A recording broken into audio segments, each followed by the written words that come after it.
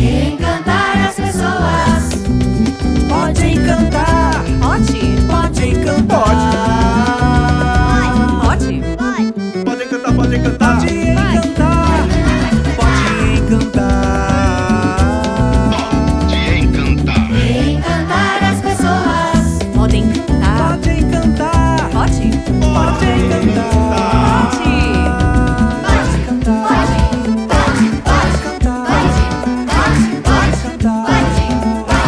Encantar as pessoas.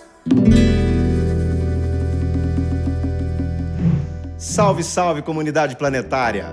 Boas-vindas ao Pode Encantar, uma iniciativa que marca as 3 décadas de atuação da Companhia Cultural Encantar, que realiza projetos sociais de formação com crianças e adolescentes por meio do Encantar Social e projetos artísticos por meio do Encantar. Nossa missão, fazer arte e encantar pessoas. E nesse renovar de ciclos, aqui a roda se renova quando chega mais um. E nós, então, idealizamos o Pode Encantar como uma iniciativa para poder reencantar o mundo, reencantar as pessoas com a vida, com o mistério da criação. Então esse é o Pode Encantar. E aqui sim, pode encantar. Se o milagre da vida e o mistério sempre foram encanto, é preciso refletir, propor, vislumbrar e praticar formas de reencantamento, novas e ancestrais.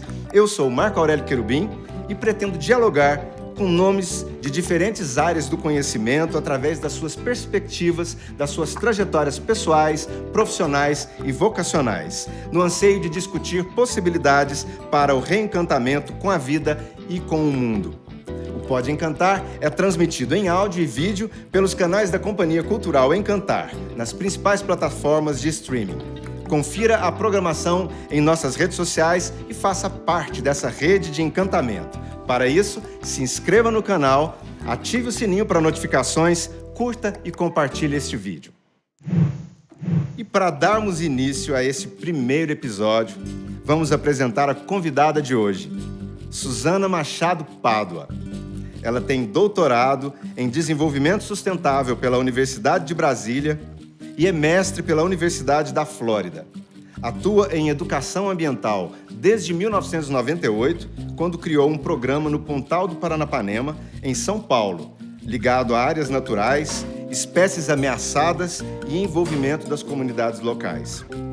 Realiza pesquisas em educação ambiental e publicou inúmeros trabalhos no Brasil e no exterior.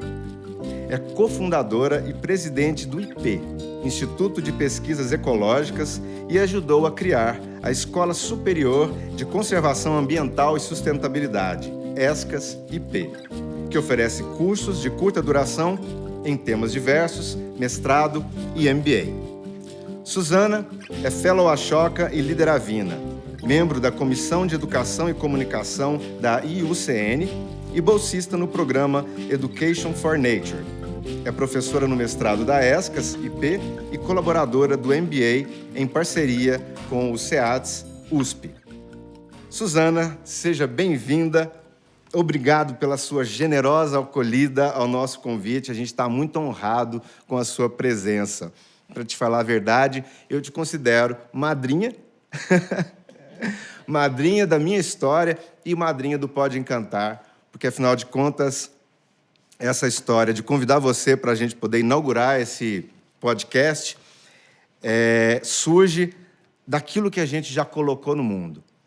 Até um determinado momento na minha jornada, sempre com essa bandeira do encantamento, eu não tinha encontrado ainda alguém que levantasse uma bandeira dessa forma, como você, até o dia que eu vi você falando e o artigo que você escreveu, né, que é por uma educação que nos leve ao encantamento e ao amor pela vida. Então, nesse sentido, eu te considero madrinha do Pode Encantar, se você aceitar. E eu queria te convidar para a gente poder começar com uma respiração profunda. Sabe por quê? Porque a vida acontece aqui e agora, sempre. Então, vamos respirar profundamente. Não é só para a gente se acalmar, não. É para a gente valorizar realmente o presente. E, com isso, eu queria te convidar para a gente viver, neste momento, uma experiência do extraordinário no ordinário dos dias. Muito obrigado pela presença e por aceitar o nosso convite. Obrigada sou eu que tenho que dizer, porque a receptividade, a espera o carinho com que eu estou sendo recebida mostra o quão dedicados vocês estão a toda essa missão de reencantar as pessoas. Na minha biografia, você só comeu 10 anos, porque eu comecei em 88. Mas e que foram os 10 anos iniciais de botar a mão na massa e ver, vamos dizer, o efeito que a educação tem se ela for levada com continuidade. Sim. Então, eu acho que o reencantar tem muito a ver com essa continuidade, com essa construção, né, de um despertar nas pessoas, com esse olhar, né, diferente. E você está dando uma contribuição muito, muito inovadora, né? Você e a tua equipe que está aqui com tanto entusiasmo. Então, eu queria te parabenizar e dizer que ser madrinha daqui é muito fácil. É um projeto que já tem, né, vamos dizer, um reconhecimento, mas já tem uma trajetória de muita glória. Então, eu te parabenizo. Sei que não é fácil, eu sei porque os processos educativos levam tempo e, com isso, muitas pessoas desanimam um pouco, né? Mas, ao mesmo tempo, você trabalha com arte. E a arte é um dos canais de sensibilização que a gente tanto precisa para reeducar, eu não sei se essa é a palavra, mas para ter um despertar mesmo de almas, né? Sim. Que queiram se mobilizar pelo bem do planeta. Sim. E a gente trabalha com arte e, desde o princípio, está presente a arte e a infância. Eu quero compartilhar com você um poema que eu escrevi no primeiro ano do Encantar, que foi quando eu consegui objetivar o que estava acontecendo na realidade e, ao mesmo tempo, qual era o meu anseio em relação àquela meninada que estava aceitando o meu convite para poder cantar. E aí eu escrevi um poema e eu mesmo me surpreendo com o quanto ele é atual, depois de 30 anos, o quanto ele ainda é atual.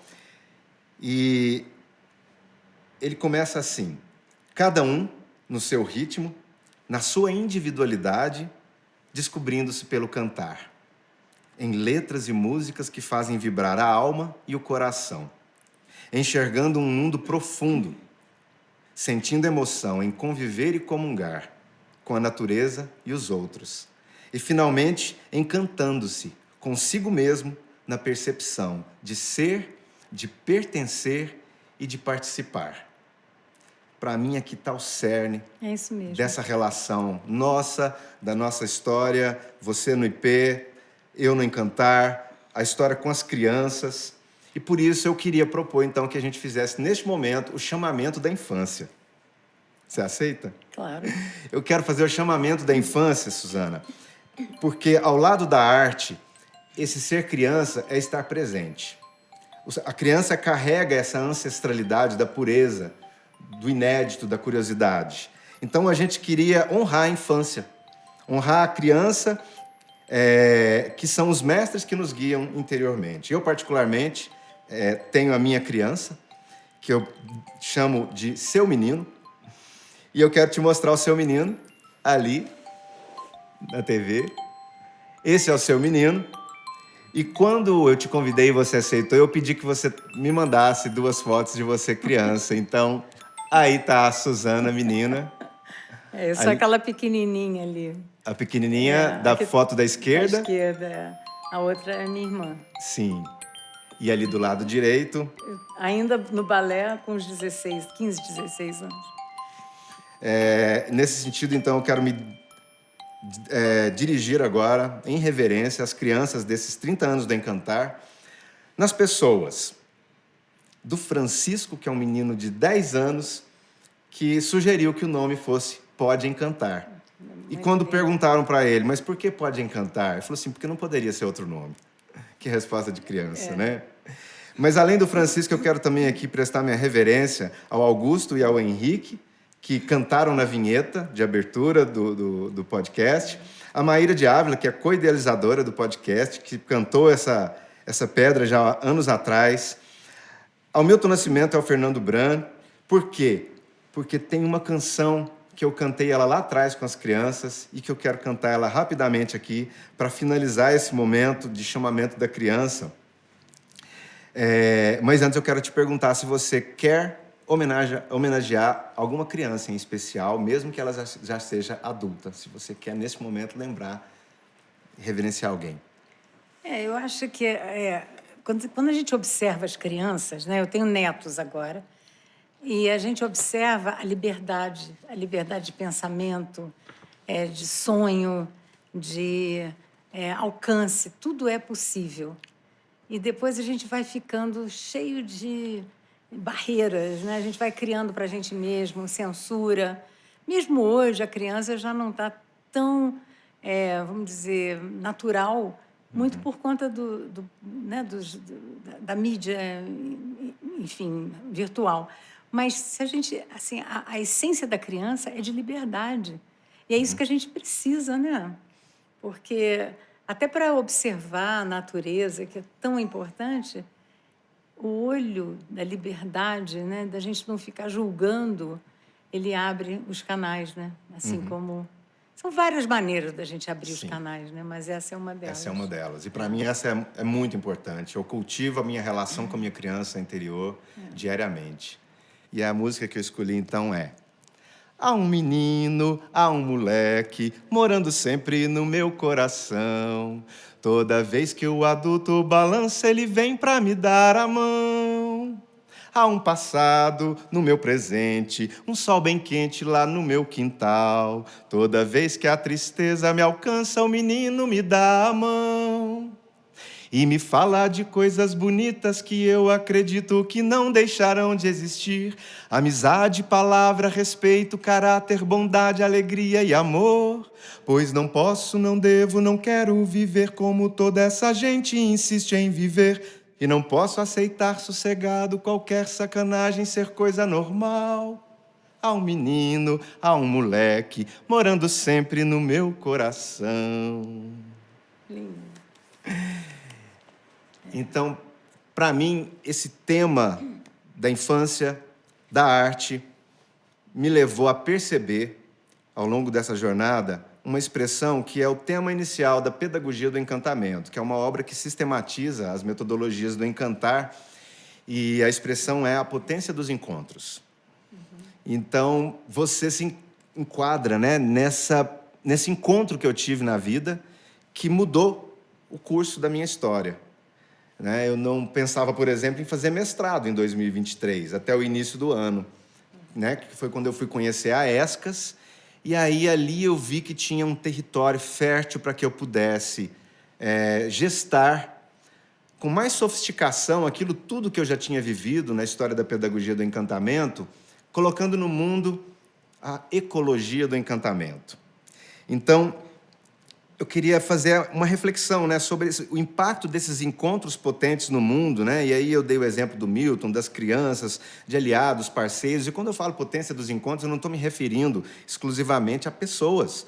Podem ser encontros com circunstâncias, podem ser experiências, coisas, animais, paisagens. Tudo isso que, num determinado momento em que a gente menos imagina, toca a gente de uma forma que aquilo ali, de repente, delineia um novo curso ou um acréscimo no curso que a gente já está vivendo na história.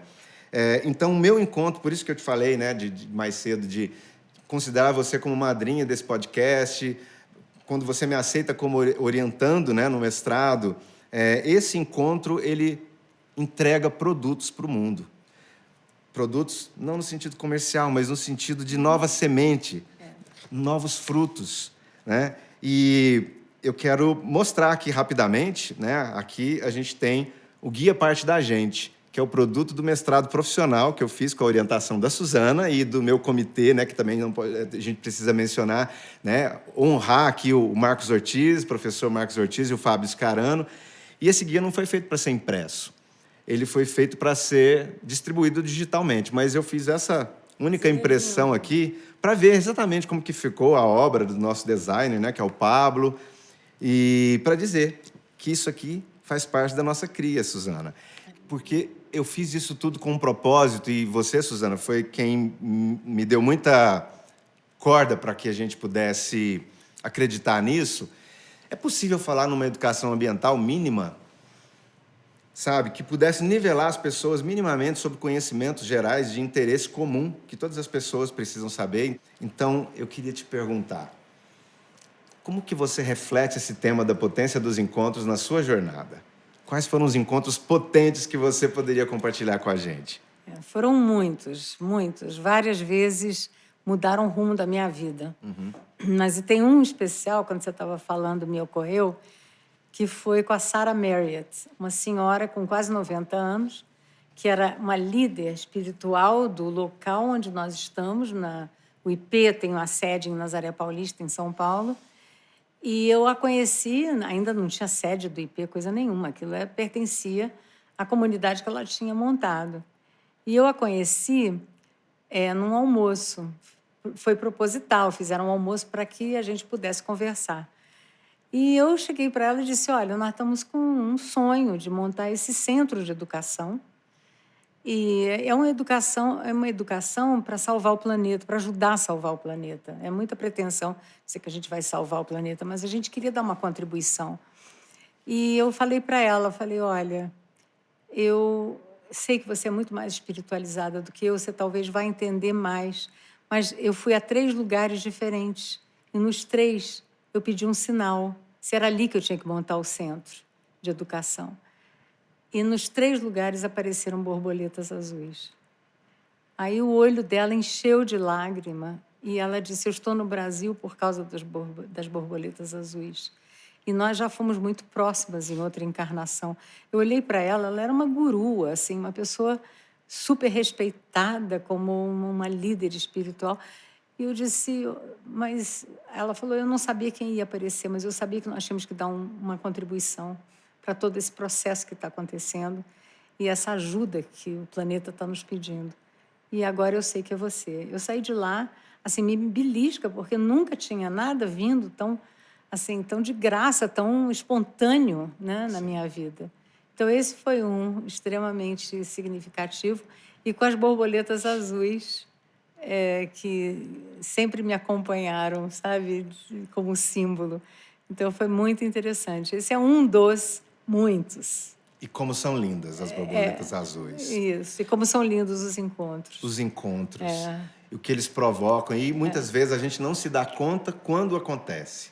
É depois, com o passar do tempo, que a gente rememora e começa a observar as relações de causa e efeito e fala, nossa, olha como que as coisas foram caminhando para chegar onde chegamos. E hoje nós estamos lá, né, num terreno que tinha sido deles, e a gente depois, anos depois, conseguimos comprar. É da Unipaz?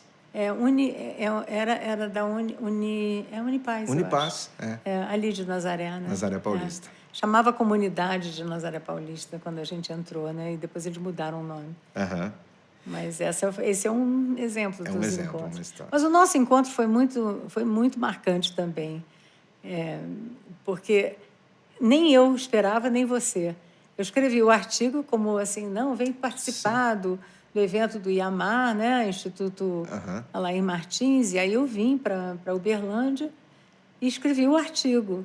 E aí teve todo um encontro de almas, né? Porque você está nisso há muitos anos, eu não te conhecia. Sim. E a gente viu vários pontos de convergência ali e de afinidade, né? Sim, e eu estava numa posição privilegiada, porque eu dividi com a Ludmila, que me convidou para fazer a curadoria do primeiro seminário, né, de educação interdimensional. E ali eu nunca tinha ouvido falar em Instituto IP, em Suzana Pádua, Cláudio Pádua, né? E todas as demais pessoas, Andréa Peçanha, Andréa Pupo, e toda gente linda que eu já conheci do IP, eu não tinha ideia. Então, eu estava numa posição privilegiada de poder dividir com a Ludmila essa curadoria e não imaginava que, de repente, num dos textos e numa das palestras, e especialmente no título, aquele título ali, para mim, ele foi arrebatador. Eu estou entrando em detalhes justamente porque eu acho que os detalhes eles evidenciam a verdade dessa história, né? Do quanto essa expressão, para mim, é forte e que tem a ver com a minha busca existencial. Como promover uma educação, e não estou falando de educação escolar, não. Estou falando de uma educação que começa no berço, que começa nas vivências de infância, que nos conduza, de alguma forma, ao encantamento e ao amor pela vida. É um olhar diferente, né, Querubim?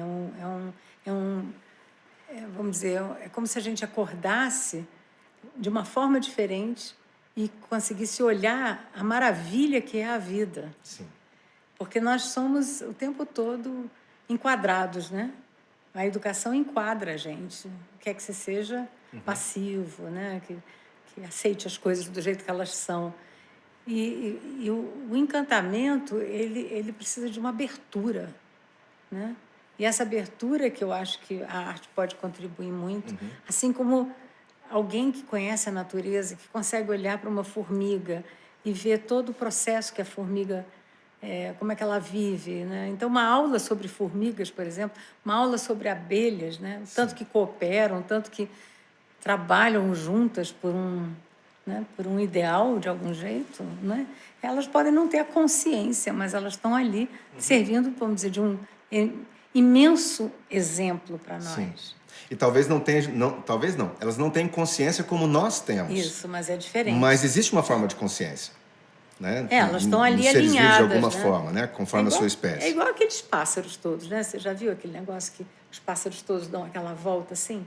Sim. Tem um sim. nome isso, eu Que não parece sei. um cardume no céu. Exato. Né? Eles não batem um no outro. Aquilo tem uma organização ali. Como é que é aquilo? Sim. Né?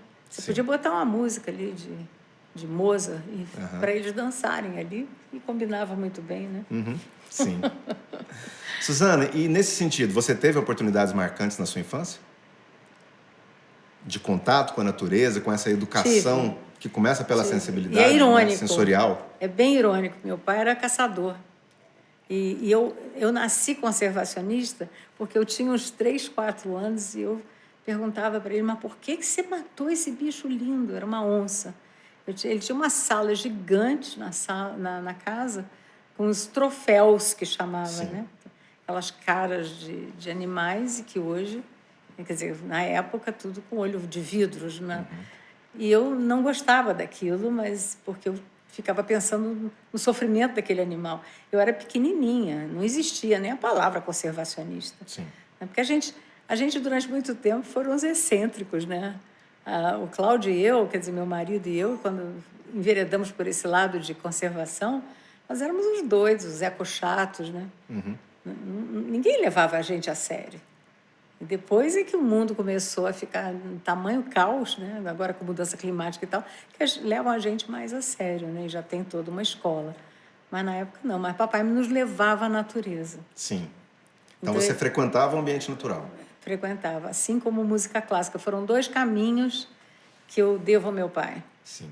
É o amor que eu tenho por música, e não sei tocar nada, infelizmente, mas adoro, e o convívio com a natureza, que ele nos levava.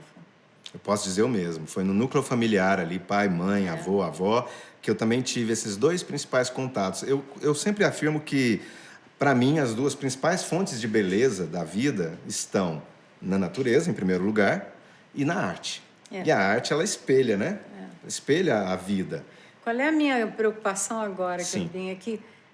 A maior parte das pessoas do mundo, não é só do Brasil, vive no meio urbano, sem o contato com a natureza. Porque o Cláudio tinha um avô que tinha uma fazenda aqui em Minas. Então, ele vinha no primeiro dia de férias e ia embora no último. Então, as pessoas tinham mais. Hoje é o mundo todo digital e não tem mais esse contato. Quem vão ser os conservacionistas de amanhã? E aí eu acho que entra o teu papel, sabe? Muito mais forte. Porque na hora que você fala nas suas músicas, nas suas poesias, você fala de natureza e você tem toda essa pegada de ir para a natureza com os meninos, sabe? Você faz bicicleta, você faz caiaque, eu não sei o que você faz, mas é um monte de atividades ao ar livre. Você cria um canal de contato que eu acho hoje precioso, sabe? Fundamental. Sim. Então, a gente tem que ir inovando a forma de tocar as pessoas, né? E essa é uma. Concordo. Além de todas as suas peças. Que você vai para o teatro aqui, enche o teatro com músicas que falam da importância do planeta, da beleza, e desperta, e todo mundo canta. Então, isso é contagiante. A gente está precisando de contágios do bem, sabe? Contágios de encantamento. De encantamento. Quando você disse, por exemplo, da borboleta azul, imediatamente me remeteu a experiências recentes, porque todo final de semana praticamente eu estou no mato, pedalando, remando, caminhando, e nessa época elas ficam muito alvoroçadas, as borboletas azuis. Né? Você tem alguma lembrança sensorial desses contatos que você que funciona como um gatilho, como você fez comigo agora, quando você Não, falou da então, borboleta a própria azul? borboleta, quando eu estava olhando, quando a gente foi montar o IP, onde é que nós vamos montar o nosso centro? Nós estávamos com um pouco de verba, a gente tinha ganho verba do Whitley Fund, que é uma fundação inglesa, para montar o centro, e tinha que ter o lugar. E teve um dos locais, no interior de São Paulo, que a gente achava que era lá. E eu vi 2 borboletas azuis acasalando. E aquilo era foi uma coisa tão emocionante, sabe? Super lento, em câmera lenta, assim, sabe? As 2 juntas. E faziam um movimento das asas juntas. Então, assim, meu Deus, que privilégio meu, sabe? De ter vivido isso. Existem várias coisas. É a anta que chega perto e come fruta na sua frente.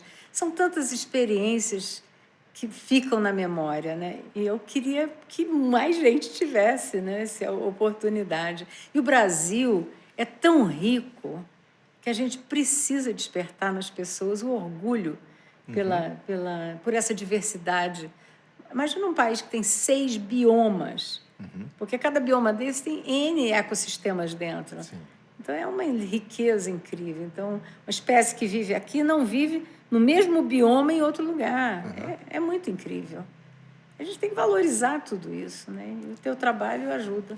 O grande questão existencial que eu tenho vivido nos últimos tempos é essa. Que, de um lado, existe essa jornada que eu retratei para você lendo um poema de 30 anos atrás, e, ao mesmo tempo, existe uma pessoa que tem uma criança aqui dentro, que está todo final de semana em contato com a natureza e sente essa certa angústia de pensar como eu queria democratizar isso, promover esse acesso. Então, assim, nesse sentido, eu te pergunto, como que nós podemos ensinar para as crianças que todos os seres vivos são parentes? Como os povos os originários, eles dizem sempre isso, né? Os indígenas. Todos os seres vivos são parentes. Não só os seres vivos, né? As paisagens, né? A montanha, o rio, o oceano, tá tudo parente. Como que a gente pode ensinar isso? Eu não tive contato direto assim com o trabalho, eu tenho vários contatos muito rápidos com populações indígenas, mas quem vai e faz uma imersão maior volta muito transformado, porque a forma de vida deles é absolutamente integrada à natureza, né? Então, não tem essa separação, o que deve ser uma coisa extraordinária. A gente tem separação, mesmo que eu diga que eu gostaria de não ter, existe. A gente mora numa casa que construída de forma diferente, que já nos isola, né? E, enfim, eu não tenho a resposta, mas eu sei que cada um de nós tem talentos diferentes, né? Você tem talento para poesia, para música. Eu não tenho. Eu não sei rimar coisas mais óbvias, eu não consigo. Entende que para você seria fácil. Mas eu tenho outros talentos. E cada um de nós tem. Eu acho que a verdadeira educação seria da gente despertar nas pessoas os talentos que elas têm para servir a um propósito, sabe? E um propósito que vá beneficiar não a minha conta bancária sozinha, porque é mais ou menos o sistema que a gente está observando no mundo. Mas sim a coletividade, a vida, né? A vida. Olha a vida que a gente tem nesse planeta e que a gente não pode deixar ela esmorecer e desaparecer. Agora a gente está vendo guerras. Se a gente parar e olhar, e parar para pensar o que está acontecendo, nós vamos também parar. Então, eu acho que a força interna, de algum jeito, ela vem dessa crença que você tem, que eu tenho, e que muitas outras pessoas têm. O nosso papel, na minha visão, é despertar essa crença de que é possível algo diferente. E reaprender a sonhar, sabe? As pessoas não foram mais acostumadas, não estão mais acostumadas a sonhar. Então, você fica assim, é idealista. Eu sou idealista, claro que sou idealista. Qualquer ideia nova, né, ela vem para... Ou ela vem para destruir, ou ela vem para contribuir. Então, o que a minha avó dizia, você aprende pela dor ou pelo amor. A gente está aprendendo pela dor. Olha as mudanças climáticas aí, sabe? Quanta coisa que a gente podia estar evitando. Mas eu acho que... Eu tenho a certeza que o seu caminho é pelo amor e o meu, eu também gostaria de ver isso implantado no sistema educacional. Uma revolução no sistema educacional. Pois é, mas a gente percebe que tudo aquilo que se institucionaliza engessa. Então, esse é que é o desafio, porque, para mim, se você vai despertar talentos individuais para servir a um propósito, você não pode engessar, porque o que virá de uma pessoa não vem da outra. Sim. Né? É igual uma família, né? Você abre a oportunidade para todos. Tem um que é bom de matemática, que bom que ele é bom. O outro, na minha casa é assim. E o outro é bom para esporte. E tem uma escola hoje de futebol. E o mais velho é um perna de pau, sempre foi. Então, olha talento dentro de uma casa, você vê talentos diferentes, né? Sim. Olha, você toca num ponto que, para mim, é muito caro também, porque uma coisa que o Capra escreve naquele livro Alfabetização Ecológica, e que eu até utilizei isso no mestrado, porque eu acredito nisso profundamente. A gente sabe, a ciência sabe, a biologia da conservação sabe que o equilíbrio da vida depende da biodiversidade. Né? O equilíbrio dos ecossistemas, dos biomas, está intimamente ligado à biodiversidade.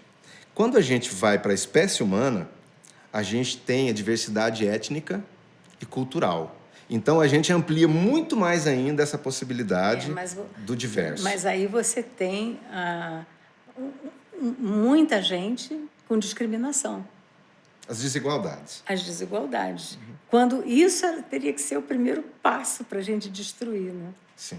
Mas a gente teve anos e anos de escravatura no Brasil, então é atávico praticamente. Você tem que destruir isso de algum jeito e valorizar a diversidade.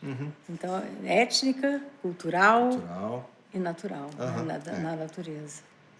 Eu tive o privilégio, nesses 30 anos, de conhecer meninos e meninas em que, rapidamente, eu reconhecia neles os talentos, as especificidades de cada um. Imagina. E, na medida do possível, eu incentivava. Sabe o que é? Não é abrir caminho, é não oferecer resistência para que aquele potencial se desenvolva. Isso. Né? Então, sou obrigado a lembrar aqui do paradigma do desenvolvimento humano, né? Que diz que toda pessoa nasce com potencial para ser desenvolvido. Mas ela vai desenvolver esse potencial na medida das escolhas e das oportunidades. Né? Mas não bastam as oportunidades, as pessoas têm que aprender a fazer escolha. E aí a gente cai de novo na educação. E numa organização social que favoreça isso. Porque quando você traz esse raciocínio, eu penso... a educação, no sentido do processo educativo, realmente, ele precisa ser individualizado, personalizado, porque cada um é único. Agora, aí a gente esbarra nos desafios. Uma professora entra em sala de aula com pouca iluminação, com as crianças, 40 crianças, mal nutridas muitas vezes. Como é que ela vai ter a coragem de imaginar que ela vai olhar os talentos individuais? Então, o sistema todo, ele não é feito para desenvolvimento da pessoa, ele é feito para enquadrar, botar todo mundo na forminha, bota no forno, puxa tudo igualzinho, não dá trabalho. Mas a gente precisa de ter o trabalho, de botar a mão na massa para mudar esse processo todo, né? Então, aí me remete também a uma perspectiva que é das cosmovisões. Né? Porque isso que você traz mostra uma cosmovisão predominante que é greco-romana, que é eurocêntrica, colonizatória, e nós somos fruto disso. E que o professor é o único que sabe. Isso. Quando a gente precisava estimular que todos participassem. O que você traz da sua casa? Como é que é na sua casa? E assim por diante. Você valoriza as diversidades. Essa jornada secular, milenar, que nós temos, nos trouxe um antropocentrismo exacerbado, que nos coloca numa época que também está sendo chamada de antropoceno. Né? Um antropoceno que é essa era geológica em que a nossa espécie está sendo responsável pela destruição do mundo natural. Tá na nossa mão hoje se as espécies vão sobreviver ou não, se os ecossistemas vão sobreviver ou não. E como a perda, às vezes, é lenta e não muito clara, aí você, muitas vezes, vai deixando acontecer quando você vê fato consumado. Já foi. Sim. Né? E a gente ainda tem potencial para fazer alguma coisa, né?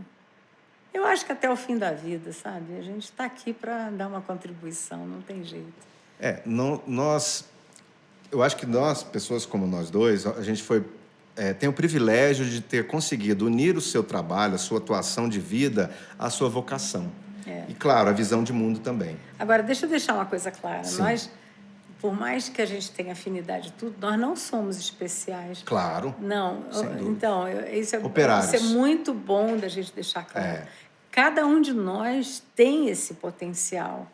E se algo bate fundo, né, é naquilo que a gente tem que se apegar para tentar se aprimorar, como você foi fazer mestrado. Eu também fui fazer mestrado, depois do doutorado, porque o IP precisava, porque a minha profissão eu ia fazer melhor se eu tivesse mais bem preparada.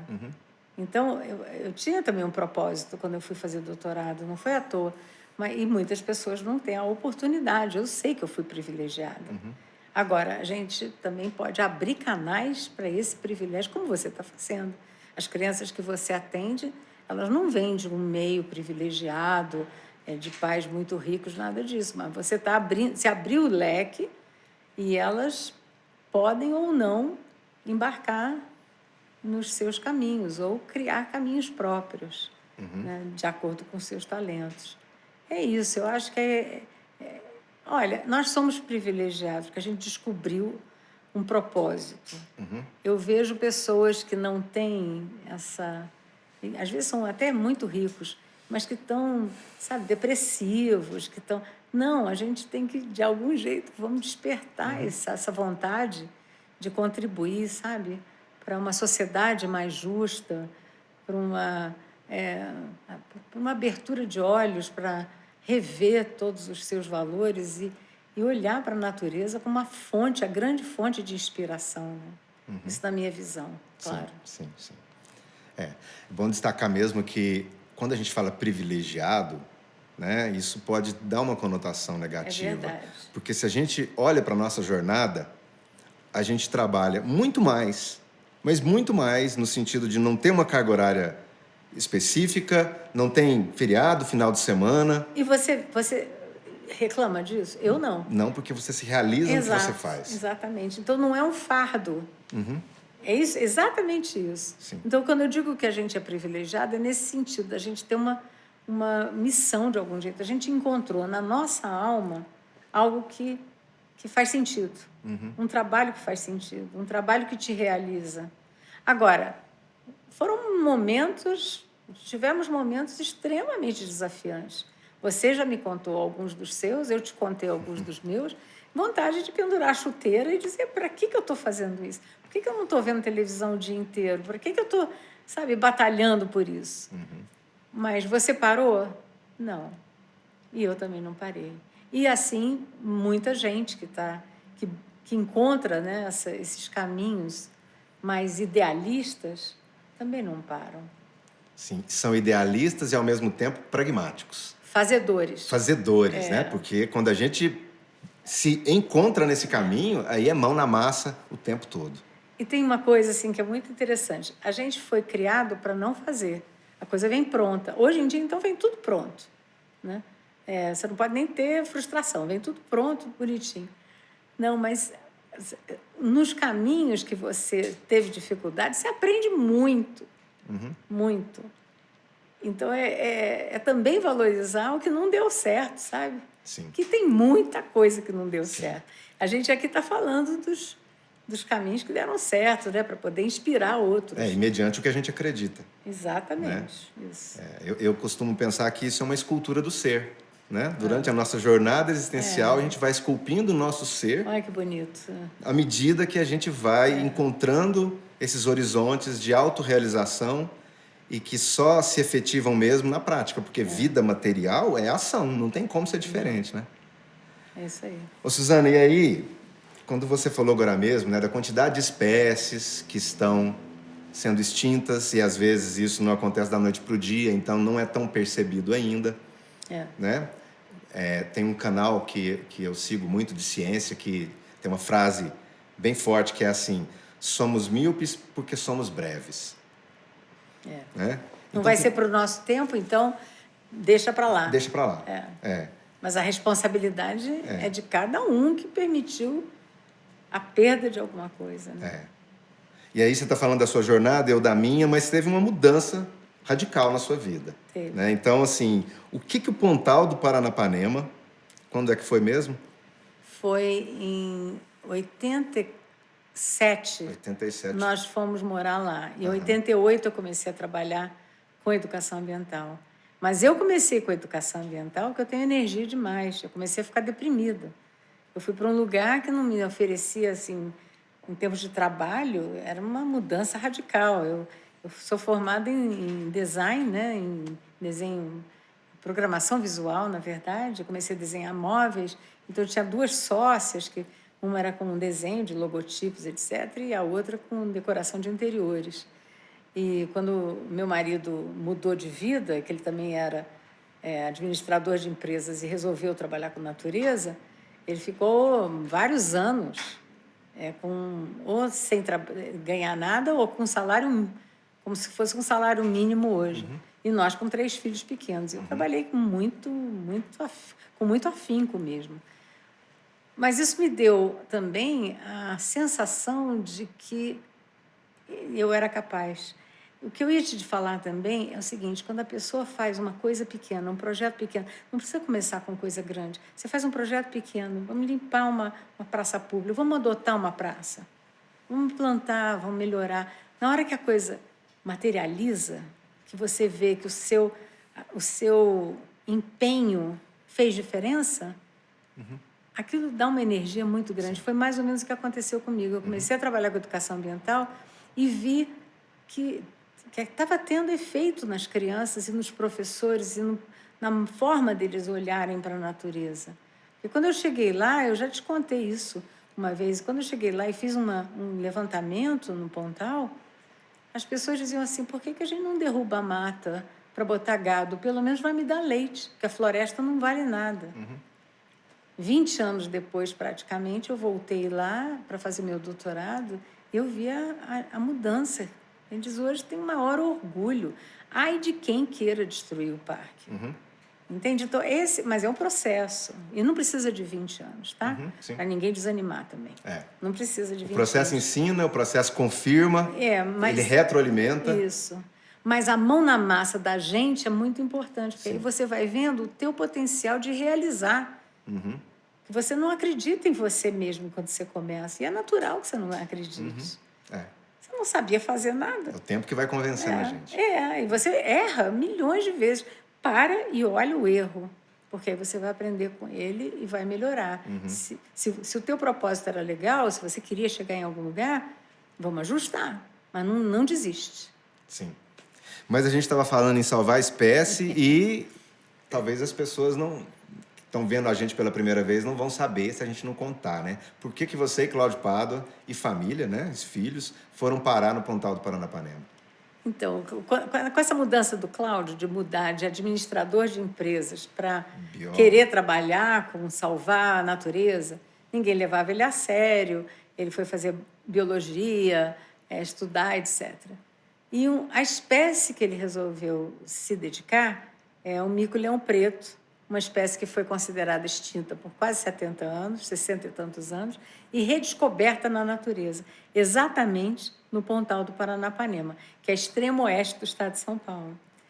Então, quando ele foi fazer o mestrado, ele ainda não levou a família, porque era uma coisa mais rápida, mas o doutorado, ele precisava de ter os dados de como o mico vive, o que ele precisava para sobreviver a longo prazo na natureza. E aí foi a família toda para o Pontal. E eu peguei leishmaniose. Meu início no Pontal foi bem catastrófico. Bem assim, eu quase fiz a mala com os 3 filhos para voltar, muitas vezes. E eu chorava, assim, as lágrimas desciam e tal. Mas depois que eu comecei a trabalhar com educação ambiental, me deu uma sensação de que eu tinha alguma coisa para fazer ali, sabe?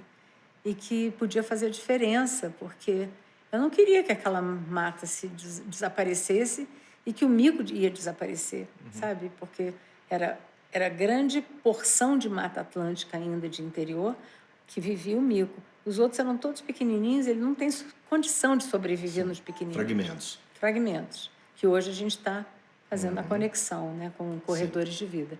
Então, foram muitos projetos que foram se somando para isso. Mas foi assim que a gente foi parar no Pontal do Paranapanema. E aí vai para lá para salvar o mico-leão preto. Salvar o mico, mas... Da extinção e surge a educação ambiental. Qual que é essa relação? O Cláudio coletava os dados e eu distribuía os dados nas escolas. Eu fiz programas no parque, eu pedi autorização, eu fiz trilhas de visitação e todas as informações que o Cláudio coletava na natureza, eu passava para os alunos e depois para os adultos, porque não dava tempo da criança crescer para tomar decisão. E a devastação estava acontecendo, continuava a acontecer. Até lixo começou a ser jogado dentro do parque. E aí eu comecei a trabalhar também com os adultos. Mas teve um X da questão aí que fez muita diferença, que foi tanto o Cláudio quanto eu atraímos gente jovem que queriam aprender trabalho de campo. Porque as universidades, elas são mais acadêmicas, elas ensinam muita teoria, mas quando a pessoa chega no mato, ou chega, seja lá onde for, pode ser no mar, etc., mas no nosso caso era em floresta, não sabem trabalhar. Então, esses alunos, eles não queriam mais ir embora quando o Cláudio acabou o trabalho dele de doutorado. E foi assim que a gente fundou o IP, com esses 8, mais ou menos 8, e que estão com a gente, muitos estão com a gente até hoje, que são os grandes estrelas, né? Eu digo que a gente não quer uma instituição de estrelas, a gente quer a constelação. Todos eles têm seu brilho e a sua contribuição da sua maneira, com os seus próprios talentos. Sim, né? sim. Então, cada um desenvolveu algo e está dando uma contribuição. Inclusive, o nosso centro de educação nasceu assim. A gente foi vendo o valor da educação na formação deles. Então, hoje, a gente tem um time muito forte, com mestrados, doutorados, etc., todos eles. E aí a gente resolveu fazer a nossa escola. Que quem cuida é uma dessas estagiárias, que é a Cristiana, que está até hoje. Sim.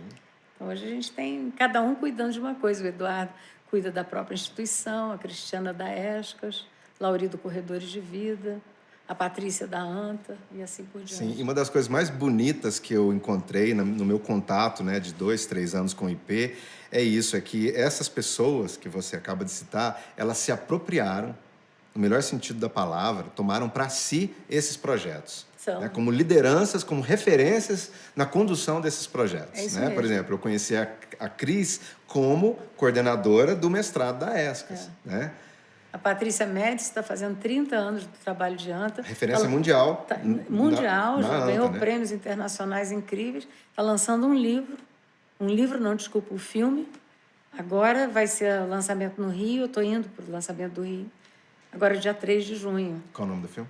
É ANTA, o filme. ANTA, o filme. Em breve. E que vai mostrar. E tem desdobramentos também, sabe, que são incríveis. A ANTA é muito atropelada. Tem estradas em Mato Grosso do Sul que não tem vez que passe, que não tem animais grandes atropelados. E, às vezes, causam, inclusive, morte das pessoas, né? Porque você, vamos dizer, chocar com uma anta, chocar com uma onça. E a Patrícia hoje tem um trabalho grande com atropelamento para tentar mudar o sistema viário, né, para ver se melhora, para poder reduzir esses impactos. Sim. Suzana, então conta mais sobre esses projetos do IP. Eu conheci o Corredores de Vida, conheci o Semeando Água, conheci as escolas climáticas. Cada um deles é coordenado por um desses que eles são ainda os personagens iniciais do IP, ou já são filhotes deles, de algum jeito, seguidores deles. Então, você falou de Semeando Água, já é uma segunda geração, e que hoje é coordenador de um grande projeto. E Cláudio e eu sempre orientamos e ajudamos, mas hoje muitos deles estão muito bem preparados, sabe? Eles são referências nas suas áreas de atuação. Então, você olha o Lauri, com Corredores de Vida, já ganhou prêmios internacionais, a Patrícia Médici, a mesma coisa com a ANTA, e assim por diante. E o Cláudio e eu ganhamos vários prêmios, né? Você falou da gente ser os heróis, isso tudo da Time Magazine, Heróis do Planeta. Né? Foi na Rio mais 10, foi na África, então a Time foi distribuída largamente. Por que isso é importante? Não é para o nosso ego. É importante porque traz visibilidade para a nossa causa. Chegou num dado momento que Cláudio e eu ganhamos um prêmio da Folha e empreendedores sociais da Folha de São Paulo e Schwab, Fundação Schwab, que é a mesma do Fórum Econômico Mundial, né? Vamos dizer, um desdobramento deles na área social. Isso traz para a gente uma visibilidade imensa e uma credibilidade internacional, o que é extremamente importante para a sua causa. Então, quando você está escrevendo uma proposta para um prêmio desse, dá muito trabalho. Você fica achando, estou gastando meu tempo aqui. Mas, na hora que você ganha, você tem um reconhecimento, sabe, que é importante para a sua continuidade. Sim. Então, cada um que ganha prêmio, eu falo assim, que o perigo é a gente inflar o ego, né? Ah, eu ganhei o prêmio, tá. Mas na hora que sai, sabe, a gente, Cláudio e eu, sempre na primeira página da Folha, quando nós ganhamos. Quando é que eu ia conseguir isso? Para falar de conservação de natureza? Não ia conseguir. Sim. Então, foi uma conquista muito grande, sabe? E cada um deles viu em si próprio o potencial que eles têm de fazer essa transformação. Então, por exemplo, você falou do Pontal. O que eu acho lindo no Pontal é que não é só o nosso coordenador que ganha. Hoje, nós temos mais de 20 empresas que pertencem a ex-assentados. Eles entravam nas fazendas, como o próprio Lauri conta, para invadir. E os fazendeiros tinham horror dos assentados, né? De todo o movimento dos sem terra. E hoje eles entram para plantar. Só que as empresas são deles. Então, eles estão ganhando, eles estão com uma vida digna e fazendo algo pela natureza. É isso que eu acredito, sabe? Então, a gente vai para a Amazônia e vê os empreendedores da Amazônia, um projeto também, acho que é coordenado pela Andréa Peçanha, que dá a chance para aqueles empreendedores desabrocharem. Então, você vê coisas incríveis, sabe? Cosméticos feitos lá, um restaurante novo que ele montou para visitantes, ou artesanatos em madeira, com a madeira que estava ali, que ia ser... A árvore que tombou. A árvore que tombou, Eu claro. tive a oportunidade de ver isso de perto. Exato. A árvore tombou e pegou a árvore, Isso, né? isso. E Não fez é artesanato. Isso, não é para derrubar a árvore de jeito nenhum. Mas, enfim... Porque quem visita a floresta vê isso. As árvores estão tombando o tempo todo, né? Faz parte, por conta do né, vento, do da sistema, chuva, faz parte, né? E também tinha uma indústria de barco ali em Novo Airão, no Rio Negro, né? E perto de Manaus, assim, algumas horas de Manaus, e havia muita sobra. Então, hoje também, eles aproveitam toda a sobra para fazer artesanatos com aquela madeira maravilhosa amazônica. Né? Então, isso que, sabe, é gente lucrando e a natureza lucrando, sendo valorizada. É junto. Sim. O modelo de desenvolvimento econômico que nos trouxe até aqui, ele é predatório, ele não coloca o ambiente em primeiro lugar. E se a gente para pensar, é tão óbvio, né, de pensar que você só tem um planeta. Então, se o planeta é finito, a minha economia não pode ser infinita. A minha economia ela tem que estar subordinada. E aí acontece todo esse processo de desmatamento no Pontal do Paranapanema, que levou a uma crise, né? Teve o problema a questão da reforma agrária, teve muitos conflitos ali, mas o projeto Corredores de Vida, que eu queria destacar aqui, abrindo um pouco mais para as pessoas que não sabem do que se trata, é um projeto que propõe, né, a conexão de fragmentos, porque todo produtor rural ele tem que ter ali na sua 20%. área 20%, né, de área protegida. Mas quando a gente entende melhor como que a biologia e a conservação funcionam, a gente percebe, não adianta só você ter uma área protegida, você tem que ter uma área protegida que seja conectada a outra área protegida e assim por diante. Senão os várias. animais eles Senão não eles sobrevivem. ficam ilhados. Eles ficam ilhados e aí acontece consanguinidade. É igual com as pessoas, né? Você não pode ficar casando com um primo ou com o irmão. Não tem condição. Então, você tem que ampliar a viabilidade de conexão para que eles encontrem outra população e acasalem com outros indivíduos daquela mesma espécie. Isso está acontecendo com várias espécies. E a gente está estudando o mico para ver como é que a gente faz para o mico também ter coragem de andar nos corredores. Sim. Já está começando. E isso é uma solução que vale para o mundo inteiro. Então, uma das coisas mais lindas que eu encontrei no projeto Corredores de Vida foi ver que existe um mapa dos sonhos, Isso. que é 50 anos, né? E aí é onde entra É um planejamento regional de décadas, Isso. para que essa área seja cada vez mais arborizada em termos de desfragmentação com os corredores Isso. e a biodiversidade possa ser o que deve ser no mundo. E tem um aspecto também que me encanta. A coordenadora hoje do projeto Mico-Leão Preto, ela é uma ex-aluna de mestrado nossa. Já está com a gente há muito tempo, né? E já tem história própria, depois foi fazer doutorado fora e tudo. Mas ela veio do nosso mestrado e também ganhou prêmios internacionais incríveis. Então, vamos dizer, é como se fosse uma... Fábrica não é uma palavra boa, mas a gente está fomentando, né? Novos talentos para que eles desabrochem. Sim, sim. E aí a gente vai lá para o Sistema Cantareira e a gente tem o Semeando Água, que é uma outra proposta. É uma outra proposta, porque ali ainda tem pedaços de Mata Atlântica, também tem o Mapa dos Sonhos, porque tem pedaços fragmentados também, mas ali o que eles estão fazendo, e ali é o Alexandre Ueso que está coordenando, é muito para a mudança de hábitos dos fazendeiros, dos pequenos fazendeiros. Ali são pequenos fazendeiros. No Pontal são grandes, são latifúndios, né? Mas ali são pequenos. Para que eles também favoreçam a proteção da água, principalmente, porque mais de 7 milhões de pessoas dependem daquela água, do sistema Cantareira, que é onde nós estamos. E os hábitos que eles usam de plantio e de criação de gado, etc., precisa contribuir para a proteção da água. E quando eles conseguem fazer a mudança, o lucro deles também aumenta. Então, é isso que o Alexandre tem incentivado e tem conseguido, com vários exemplos bem promissores e com resultados bem tangíveis. Sim. E as escolas climáticas?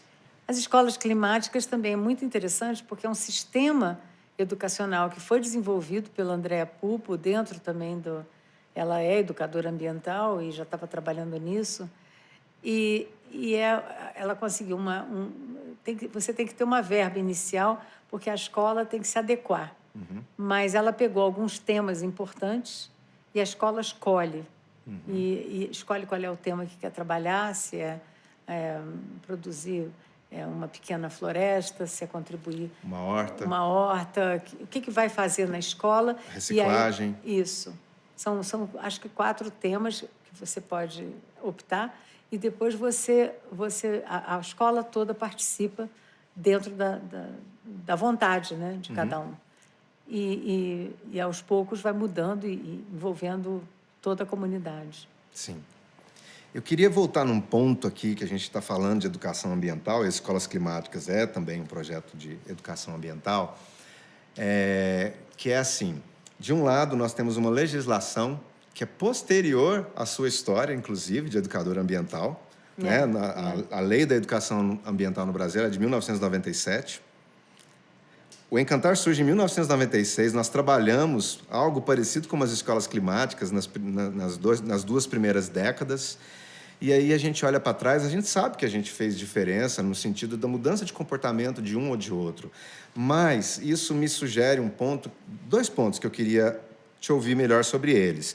De um lado, e são dois pontos complexos, veja só. De um lado, uma legislação que atribui a educação ambiental como uma responsabilidade de cidadania, ou seja, não é só da escola, é da escola também, mas todo cidadão pode fazer educação ambiental.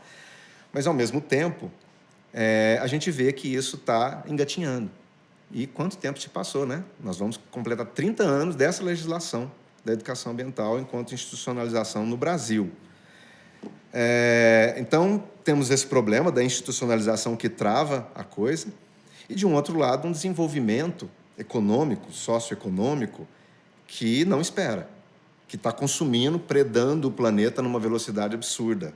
Como é que você se sente? Como é que você pensa sobre isso? É mais ou menos a mesma coisa, assim. Se eu pensar, eu não faço. Então, o negócio é a gente olhar os caminhos de abertura para ter mais efeito.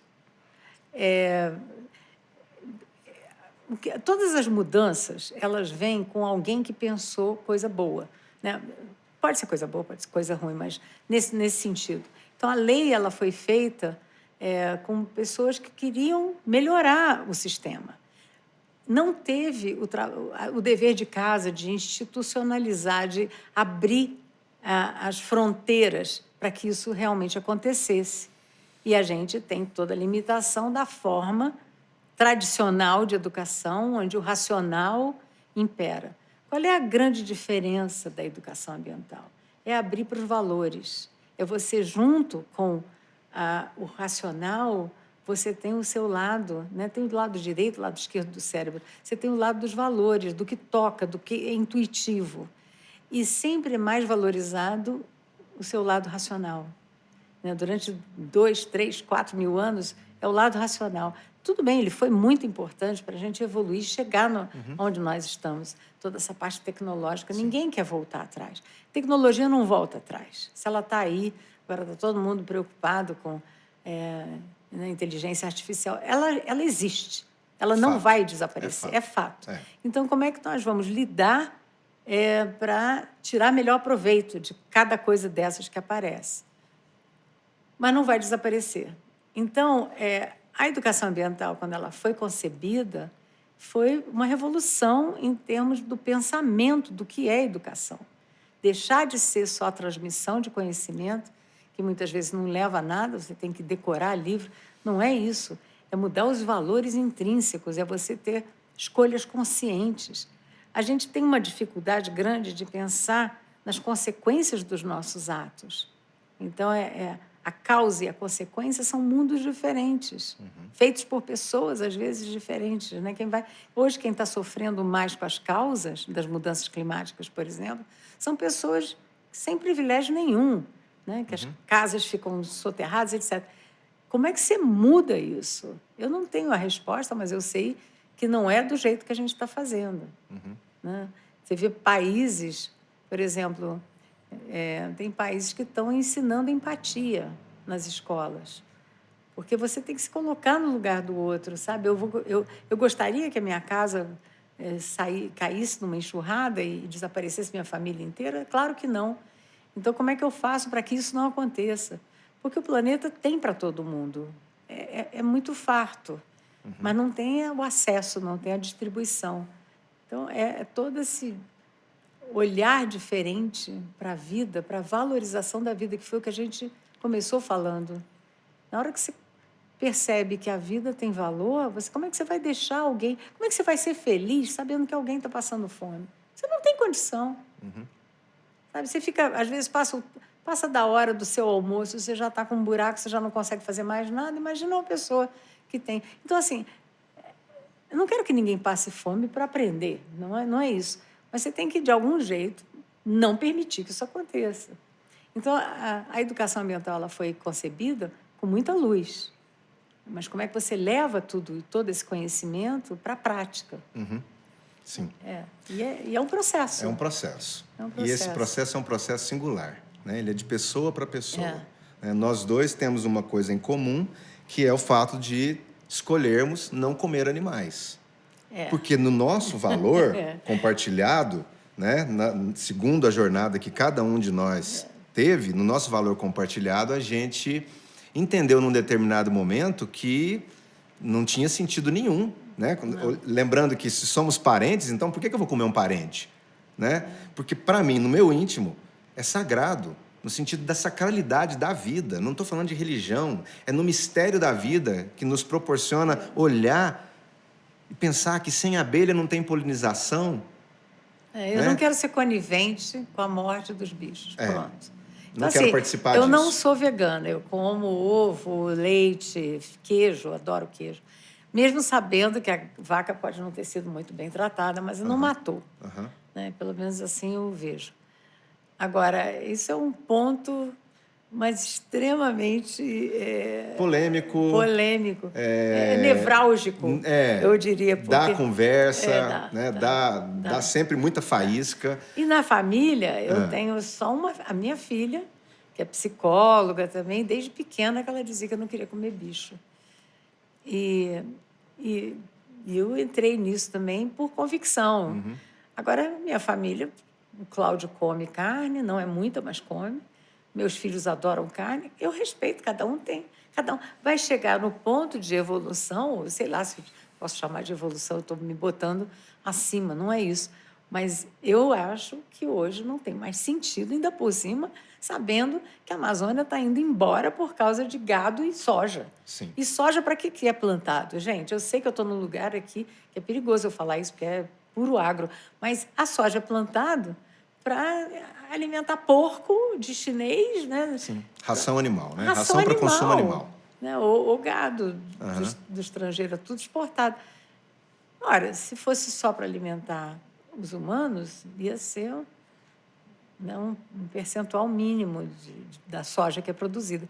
Então, assim, a Amazônia está indo embora por conta disso. Eu vou ser conivente com isso? Não vou. Não vou. Sim. Então, eu me sinto em paz. Sim. Minha família quer comer, come. O que eu vou fazer? Sim. A própria instituição, o IP, eu só consegui abolir a segunda sem carne. Instituir no IP a segunda sem carne. Eu não consegui abolir a carne. Sim, porque é onde o valor cruza com o hábito. E o hábito é cultural, ele não é da noite para o dia. Não. Então, mas quando você acredita, Sim. não é sacrifício. As pessoas me dizem, mas você não sente falta? Nenhuma. Eu só não quero, eu não quero. Sim. É muito íntimo, sabe? É muito íntimo e, ao mesmo tempo, precisa ser respeitoso. Né? E eu acho que tinha que ser respeitoso dos dois lados, mas parece que a gente mais incomoda do que somos incomodados. Eu sempre que eu dou exemplo assim, de ser vegetariana, eu vejo caras, sabe? As pessoas fazem cara. Ai, lá vem ela falar isso de novo.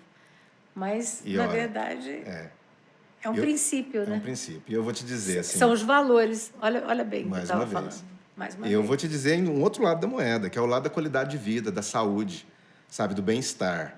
Né? Que tem mais de 10 anos que eu parei de comer carne. Sou atleta há 14 anos. Né? Já estou na minha 3ª volta de bicicleta no planeta. Ainda tem as caminhadas, ainda tem as remadas no Rio. E eu me sinto flutuando, eu me sinto levitando, eu me sinto leve, me sinto bem. Sabe? E esse sentir bem, ele vai para além da qualidade física do corpo, né? De você ter o bem-estar, de não participar do assassinato, né? Dos nossos parentes, seres vivos. Não, e assim, eu já escrevi vários artigos sobre isso. Né? Mas, assim, se fosse bonito, um matador ia ser de vidro, não ia? Isso eu li em algum lugar, ficou na minha cabeça. Sim. E as pessoas que trabalham lá são extremamente traumatizadas. Sim, é isso que você fala. Me lembra, inclusive, de uma leitura que eu fiz de um livro do Marcelo Gleiser, recentemente, em que ele diz assim, que nós vivemos numa sociedade onde os pets são muito valorizados, apesar de haver muitos maus tratos também para os animais que estão na cidade.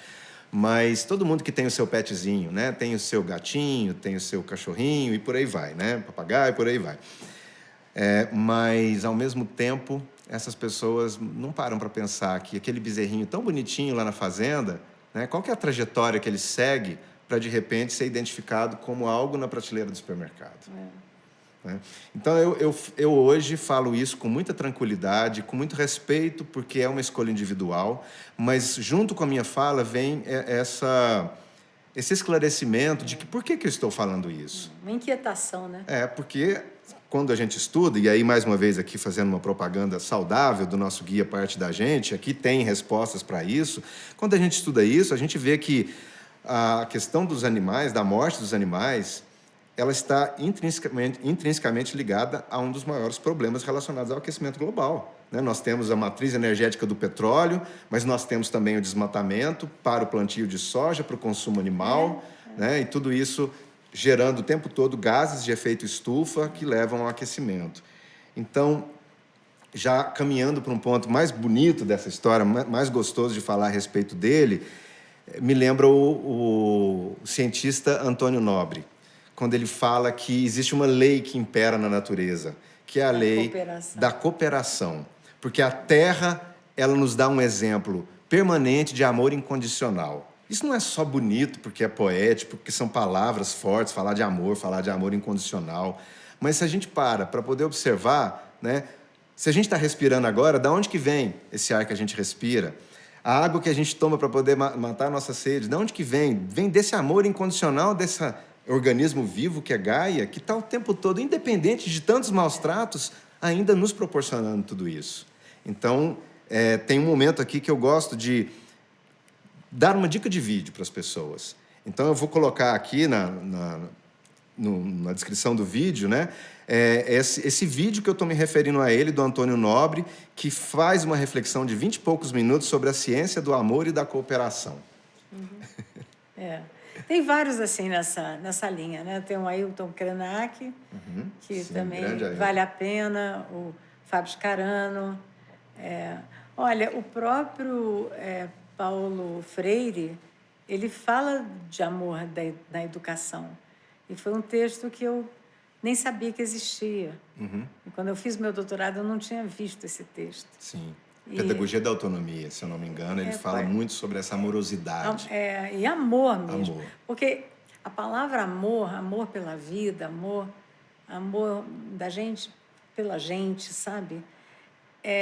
Ela é considerada piegas no mundo acadêmico. Então, você fala, assim, o Carlos Brandão falava quando ele descrevia educação ambiental, ele falava que é amor por todas as formas de vida. E é isso, para mim, é isso, é esse caminho, sabe? Tirar essa coisa de ser piegas e adotar e assumir que a gente precisa exercitar. Olha, o sonho, o amor, todos esses, vamos dizer, conceitos um pouco mais abstratos, eles precisam ser exercitados. Sim. Deixar de ser palavras e palavras assim ao vento e passar a ser comportamento. Prática. O amor precisa ser comportamento. Exato. Né? Na prática. Para ser do dia a dia. exemplo, para ser referência. É isso né? Suzana, aqui no Pode Encantar, a prosa e a poesia e a cantoria se misturam. E pensando nisso, nós criamos um quadro para o final do nosso podcast que se chama Bota Reparo Nisso. Hoje nós vamos cantar para você uma canção. Oh, meu Deus. Tá preparada? Nós vamos cantar para você uma canção que tem o nome desse quadro, né? Bota Reparo Nisso, que é uma canção do Abraço no Planeta, né? Cujas composições foram feitas nesse período da minha primeira volta, né?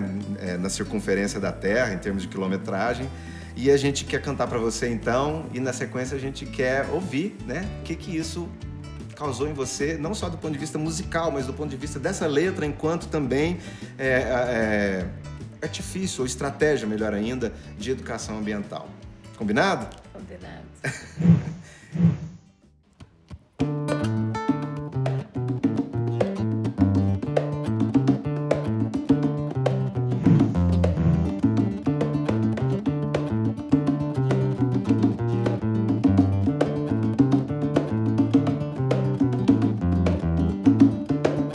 Olha, vê, enxerga, espia.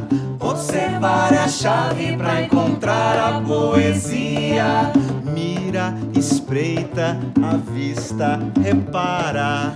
Cara a cara que agora a vida desenrola. Bota reparo nisso, menino, bota reparo nisso. Bota reparo nisso, menino, bota reparo nisso. Bota reparo nisso, menino, bota reparo nisso. Bota reparo nisso, menino, bota reparo nisso.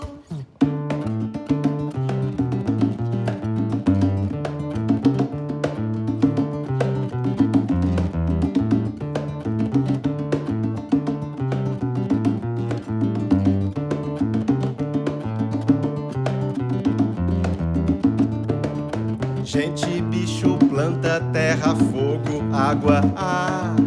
Lua, sol, cratera, céu, poeira, estelar. Aurora boreal, flores, cores de arrebol.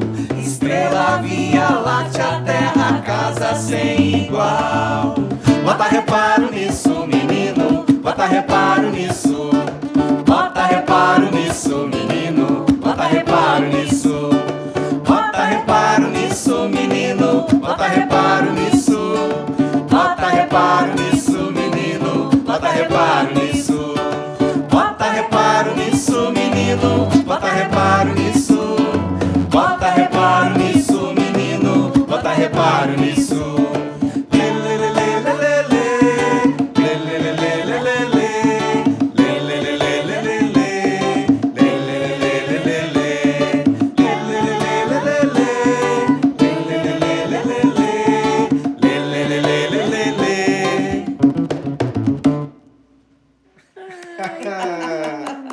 Pra você. Que lindo, maravilhoso, muito lindo.